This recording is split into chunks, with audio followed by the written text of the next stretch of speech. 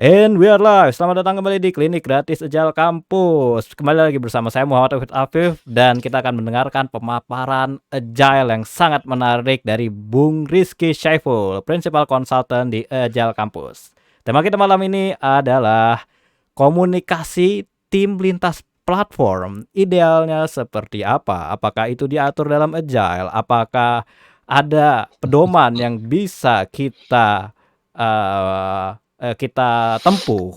Dan itu adalah tema kita malam ini dan kita langsung saja mendengarkan pemaparan dari Bung Rizky. Ya, bagaimana kita membahas komunikasi tim lintas platform, Bung Rizky? Iya. Thank you banget Pak Mufid introduction-nya. Salam kenal semua. Dan mungkin gantian gue juga mau kenalin Pak Mufid. Pak Mufid di sini hostnya dari acara klinik gratis ini dan juga praktisi gitu dan juga konsultan. Jadi bisa tanya-tanya juga ke Pak Mufid. Dia background engineering-nya lebih dalam, jauh dari saya.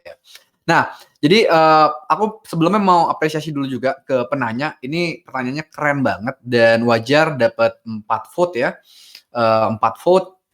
Seharusnya ini yang kita jawab awal-awal, Fit, gitu. Oke. Cuman gara-gara pertanyaan lain kebetulan agak-agak fundamental gitu, makanya gue duluan. Nah, baru nih akhirnya udah siap nih ke pertanyaan yang ini. Nah, kenapa harus fundamental dulu? Karena ini ya bisa dibilang one step ahead ya. Ini udah ngomongin ada banyak teknologi, timnya lebih dari satu gitu. Jadi mungkin sedikit lebih ribet gitu, tapi tenang aja, ini masih masuk di konteks agile software development kok gitu. Tetap ada panduan-panduannya yang cukup detail tentang gimana nih cara kita koordinasi di tim-tim yang lintas platform. Lintas platformnya ini kayak gimana?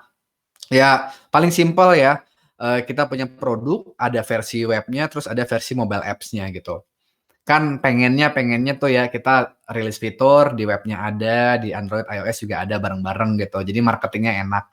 Ya kalau satu-satu dulu gimana gitu kan. Nah, maka itu dia. Ini pertanyaannya keren. Gue pikir relevan banget nih di era sekarang gitu. Dan belum banyak dibahas. Oke, jadi solusinya seperti apa? Solusinya itu adalah teman-teman mungkin bisa googling dan rata-rata kalau expert yang udah tingkat tinggi itu sama kok, start with the simplest thing ever gitu. Kalau bisa dibikin simple banget, dibikin kecil banget dulu timnya, dan jalan bagus dulu di sana gitu, baru ntar nambah kompleksitas pelan-pelan. Kebetulan menurut gua langkah pertama itu nyambung juga sama strategi produk itu sendiri gitu. Maksudnya kalau bisa platformnya sedikit, kalau bisa produknya di misalnya di web doang gitu.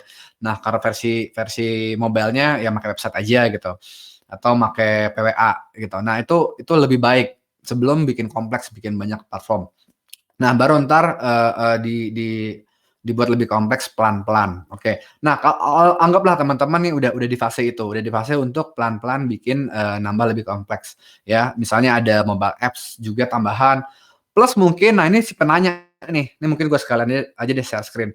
Penanya bahkan sampai mention bilang tentang SAP gitu. Jadi mungkin gue asumsiin ini produknya buat dipakai di internal organisasi gitu, organisasinya pakai SAP buat ERP-nya dan terkait banget gitu datanya antara si produk sama data yang ada disimpan di SAP itu. Misalnya gua anggap kayak gitu ya gitu. Nah, jadi apa namanya? Lagi share screen ya. Jadi ini relevan banget di kondisi sekarang, banyak banget kondisi yang kayak gini. Dan tadi saran gue pertama start simple, terus pelan-pelan nambahin kompleksitas gitu.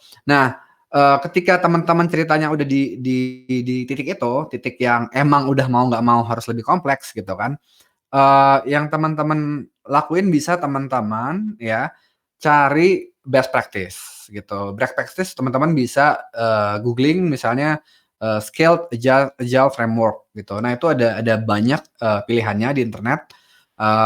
Yang dua cukup terkenal di awal Save, Less gitu kan.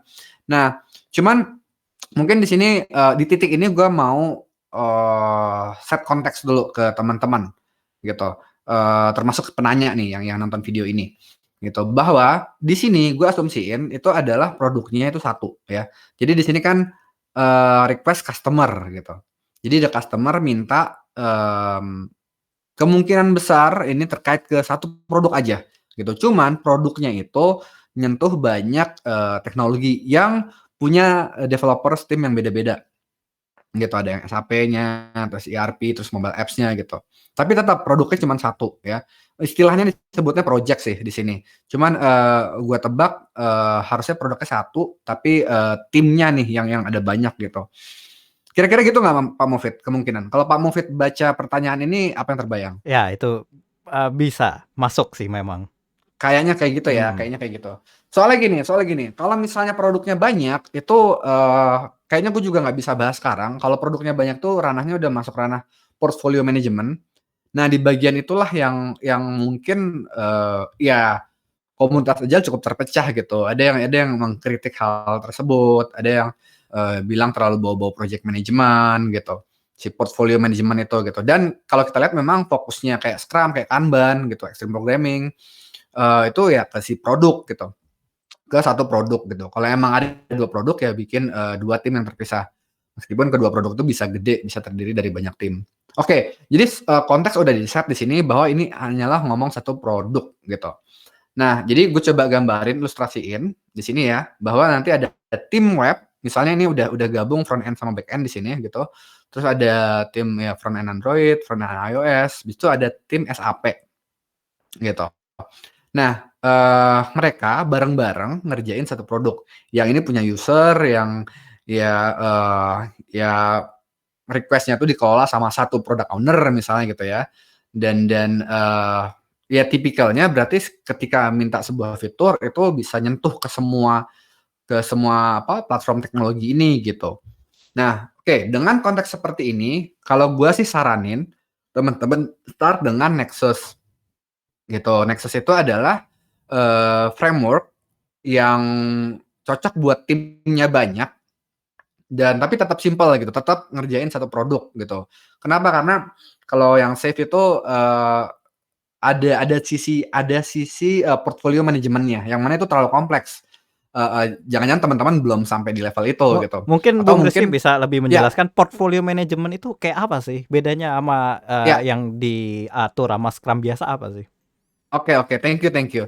Nah, kalau product management kan kita ya bisa dibilang mengatur ya fitur-fitur dari produk tersebut gitu kan. Apa aja fitur yang ada, apa aja fitur yang nggak ada, performanya seperti apa, sehingga nilai bisnis setinggi-tingginya, sehingga user sehappy-happy-nya gitu. Nah, kalau portfolio management itu udah lebih dari satu produk gitu. Itu mungkin secara simpel kayak gitu. Lebih dari satu produk, terus mereka kan Oke. saling saling apa, terkait ya.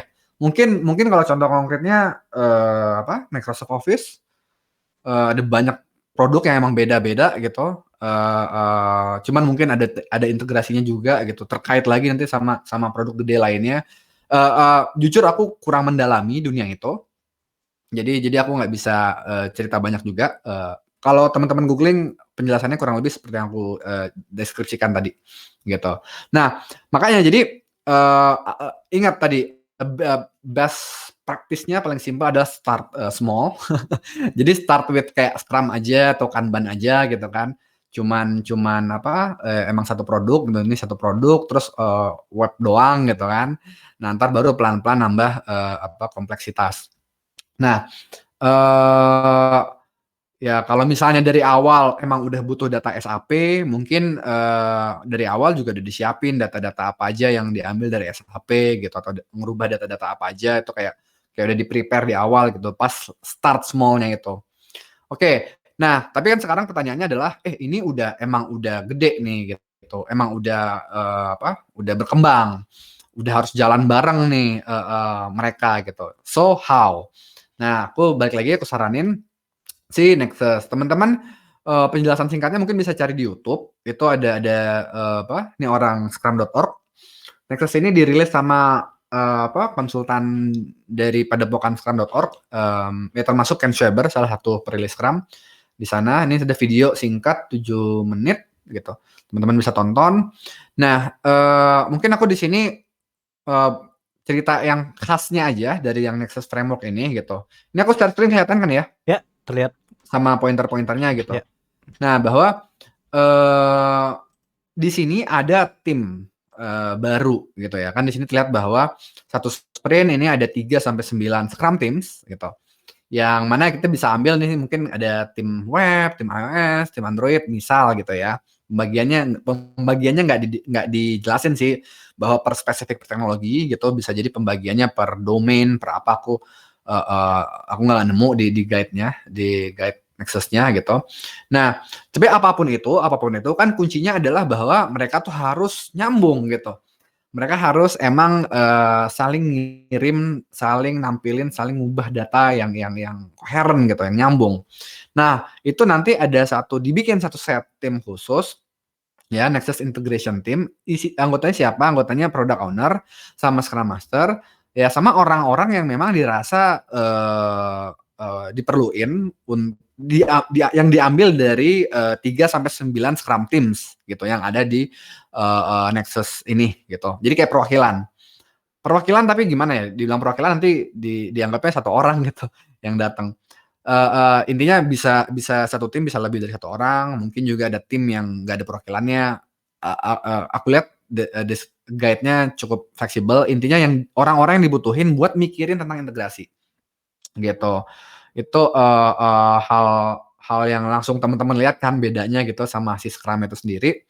Nah, terus ya kalau teman-teman baca guide-nya, teman-teman juga lihat bahwa mereka punya sprint backlog yang sama gitu. Satu sprint backlog namanya Nexus Sprint Backlog gitu.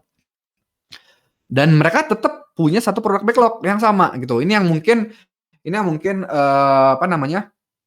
Mungkin aku pikir banyak teman-teman udah eksperimen sendiri bikin framework yang multiple team, terus beberapa mungkin bikin produk backlog yang tim ini punya produk backlog yang beda-beda gitu. Terus ntar disinkronin. Nah, kalau di sini produk backlognya sama. Jadi benar-benar memang ya kayak yang si penanya di sini bilang gitu, bahwa ada request dari customer butuh ini gitu kan. Terus ntar dikerjain bareng-bareng keroyokan sama tim SAP-nya, sama tim mobile apps-nya gitu. Jadi emang fokus gitu. Nah, si sprint backlog ini yang tadi gue bilang ada cuman satu gitu, itu juga nanti terpecah lagi baru ke sprint backlog tiap tim. Gitu, teman asalnya tetap hanya satu sprint backlog. Terus ntar sprint review-nya juga cuman satu, ya maksudnya bareng-bareng nih. 3 sampai 9 tim ini bakal bareng-bareng sprint review sama product owner sama stakeholder ngelihat dan meninjau produk ya, increment sama sisi bisnisnya juga gitu. Daily Scrum sendiri juga ya ada 2 tingkat ya. Pertama daily Scrum tim, terus ntar daily Scrum yang Nexus-nya. Gitu. Retrospektifnya juga bareng-bareng. Ada sesi bareng-barengnya. Sepintas kayak gitu. Gue nggak bisa cerita banyak. Ini juga baru. Teman kita bisa belajar bareng di sini. Gitu. Oke. So teman-teman bisa googling kok kalau mau lihat guide-nya. Ini ada online guide-nya. Teman-teman bisa baca di sini. Gitu. Gimana? Timbul pertanyaan atau apa? Monggo. Kita bisa pikirin Oke, bareng-bareng. terima kasih banyak Bung Rizky. Silakan bagi rekan-rekan yang Yuk. memiliki pertanyaan atau tanggapan, silakan langsung ketikkan di kolom chat atau unmute aja.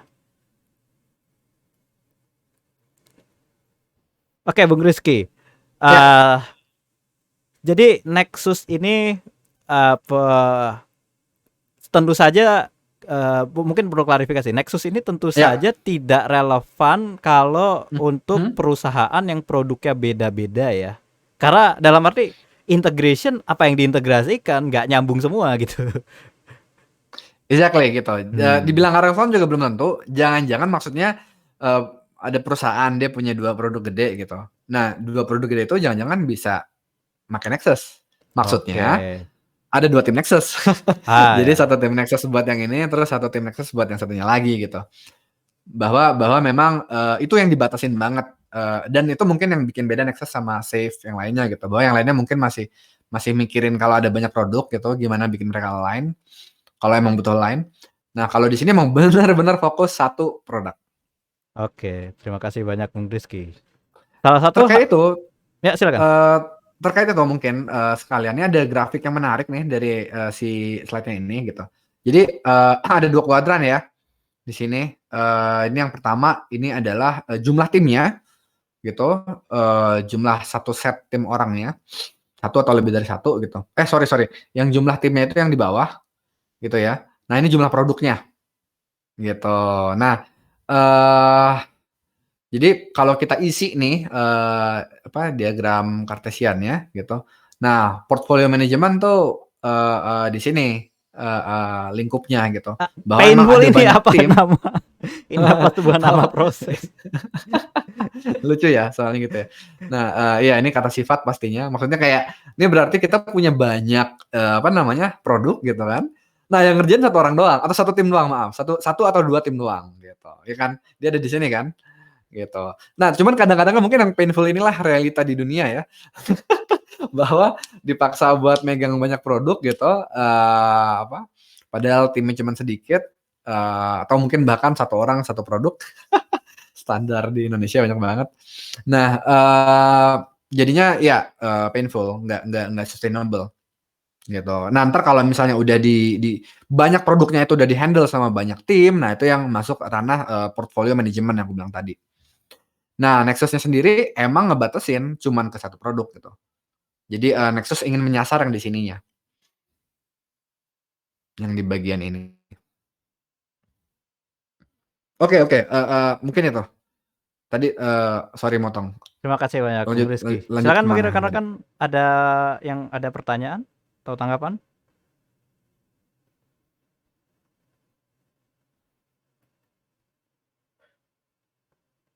Nih, share screen-nya udah tutup.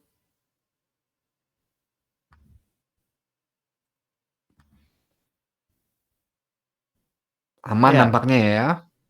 Atau mungkin cerita kalau mau. oh, eh ya, Apa sih kayaknya kendala paling yang sering muncul gitu pas ada banyak teknologi. ya. Jika tidak ada tanggapan lagi, kita bisa akhiri Bung Rizky. Oke, oke, Oke, sip, sip. mungkin Nah, ya silakan. ya kebetulan aku juga jadi teringat nih dulu sempat ada yang curhat sama aku gitu, ada yang nanya gimana kalau timnya itu sendiri nggak bisa full dedicated ke produk kita gitu. Jadi dan itu relevan banget sama konteks yang sekarang. Tadi kan ada disebut misalnya SAP ya, gitu. Terus anggaplah orang SAP-nya itu nggak megang produk kita doang, gitu. Nah, dia juga punya kerjaan-kerjaan lain.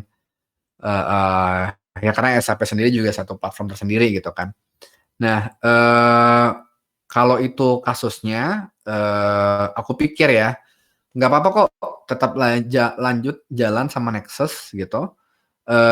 Cuman kita harus terbuka, harus sama-sama tahu bahwa ada satu Scrum team, ya berarti bisa lebih dari satu orang. Sorry, satu developer team lah gitu. Yang dianya itu nyambi.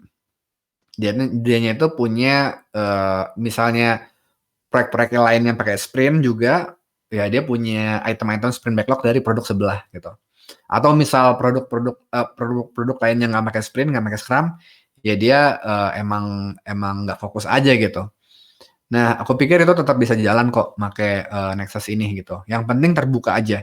Yang penting diomongin di awal, oke komitmen gua buat yang si produk ini sekian jam gitu per hari gitu, dan kalau emang berubah gue bakal kasih tahu cepet. Jadi harusnya bisa tetap jalan. Biasanya itu paling Oke, problemnya. mungkin ini ada pertanyaan, kita jawab aja Bung Rizky sekaligus menutup sesi. Jadi ini ada Ya, ya, pertanyaan dari Pak Beni Susanto. Pertanyaannya adalah, ya, definisi produk ini bisa dikatakan sebagai objektif yang ingin dicapai company kah? Misal SAP ya, itu kan misal SAP bukan produk sendiri, ya, ya jadi itu. Silakan Bung Rizky. ya. Thank you Mas Benny, pertanyaannya keren banget gitu. Jadi kalau aku definisi produknya di sini ya benar-benar ngikutin definisi produk secara umum gitu, bahwa memang itu sesuatu yang konkret yang kita bisa lihat, kita bisa pakai gitu. Yang itu adalah alat kita buat ngasih manfaat gitu. Jadi orang yang makainya ngerasa terbantu. Entah dia nambahin duit, entah dia bikin jadi lebih hemat ya, ngurangin pengeluaran, atau sesimpel bikin senang gitu. Kalau pakai aplikasi itu jadi happy gitu. Jadi definisi produknya ke situ gitu. Nah, ketika aku bilang SAP, ya sepengetahuan aku, SAP itu ERP gitu kan. ERP itu memang satu produk sendiri gitu. Satu produk besar gitu kan buat ngurusin bener-bener data sebuah organisasi gede secara terintegrasi gitu. Pak Mufid nih kan jago teknis nih, koreksi gue kalau salah. Yang lain juga gitu. Nah, itu memang satu produk gede gitu. Cuman di konteks ini yang gue tangkap adalah ada satu produk yang juga punya mobile apps terpisah gitu, bukan di SAP-nya sendiri gitu, yang mana dia ya punya goal sendiri, punya value yang mereka kejar sendiri gitu, tapi kebetulan butuh integrasi data dari SAP gitu. Karena SAP sendiri juga memang gue baru ingat nih istilahnya, super app gitu. Super app itu maksudnya ada banyak banget fitur di dalamnya gitu, yang kadang-kadang mungkin nggak secara langsung berhubungan, tapi ya secara nggak langsung gitu, atau bahkan nggak berhubungan sama sekali antar fiturnya itu, tapi ya numpang di atas satu aplikasi yang sama gitu. Nah, ya kebetulan dia butuh data atau butuh akses data atau butuh mengubah data di salah satu aspek di SAP itu. Sorry, gue belibet nggak? Ya, bisa Jadi dipahami. jadi SAP itu memang produk tersendiri gitu. Cuman apa namanya, di konteks ini kebetulan produknya yang kita kembangin itu butuh akses ke sebagian data yang dipegang sama SAP. Sehingga Oke. butuh developer ABAP tersendiri yang kerja bareng kita di tim Nexus-nya kita. Oke, terima kasih Bung Rizky. Cukup jelas Pak Beni?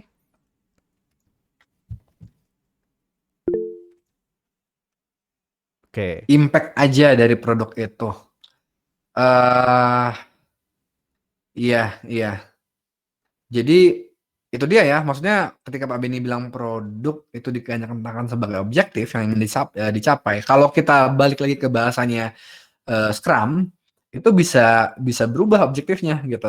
Product goal bisa berkembang gitu. Kalau sekarang objektifnya pengen bikin memuaskan sisi user yang ini gitu. Ketika nanti udah 2 tahun lagi udah beda lagi tuh objektifnya. Itu bisa berkembang. So, ya kalau kita fokus ke impact, mungkin kita bisa memandangnya seperti itu.